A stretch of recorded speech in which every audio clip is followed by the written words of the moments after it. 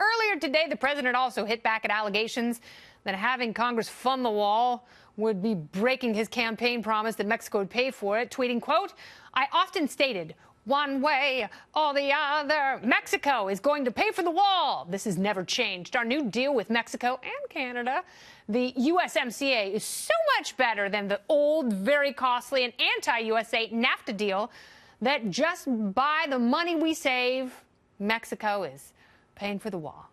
We can't afford not to do it." With that logic, House Republicans postponed a vote to fund on the bill to fund the wall and that $5 billion promise to the president until next week. But Senate Minority Leader Chuck Schumer said it's a non-starter because Democrats will not budge. So at a time when everyone seems to be arguing over who's going to pay for a wall, perhaps the bigger question is, will there ever be a wall? With me now, Florida Republican Congressman and member of the House Judiciary Committee. It is Matt Gaetz. Welcome back, sir. Oh, thanks for having me, Kennedy. So, according to Politico, you were at the White House today. What were you doing? Well, I had a great discussion about trade with Peter Navarro. There is an exciting opportunity for the president to be able to take some of the trade lessons we've learned in renegotiating NAFTA and apply those principles globally. And I always am grateful for the chance to go to the White House and chat policy. Was anyone talking about the wall today? Did you overhear any good conversations? I did not hear any on the wall, but I've had plenty of conversations with the president, even before the last election, Kennedy, and he was pretty serious then about seeing the Congress prioritize border security. They haven't done so. He's very frustrated, and he understands that Nancy Pelosi's never going to prioritize border security as Speaker of the House, and so we need our Republican leadership to show like one last gasp of political courage and help us leverage the Senate into a wall vote. All right, so let's talk a little bit about the vote that is happening next week. Do Republicans have the votes to pass a wall fund?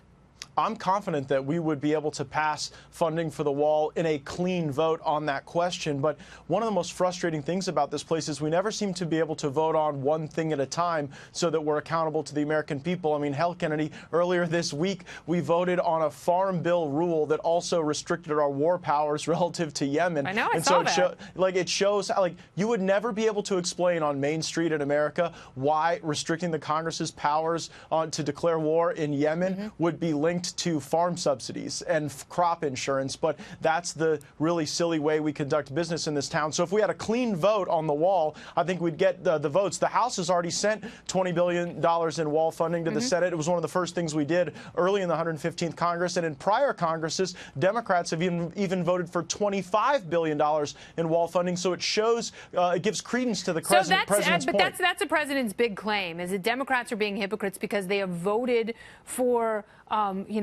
boosting the wall and drones and partitions and, more border security time and time again. He says they're only obstructing him. Do you agree with that, or is there something else here? I do. I mean, why would they not support border security now if they've supported it in the past? And I think this is more about setting the stage for their policy goals going forward than actually getting something done with the time we have now for the American people. It is rewarding to see a lot of the technology that the president's administration has deployed, even from virtual reality technology, working to help us catch people that are involved with cartels and human trafficking and other nefarious activities on the border. So if we get the money, we'll be able to get the result. And then Mexico will pay for it. You and I have talked about this a little bit before, but you know how you really hurt the cartels? You take away their marketing.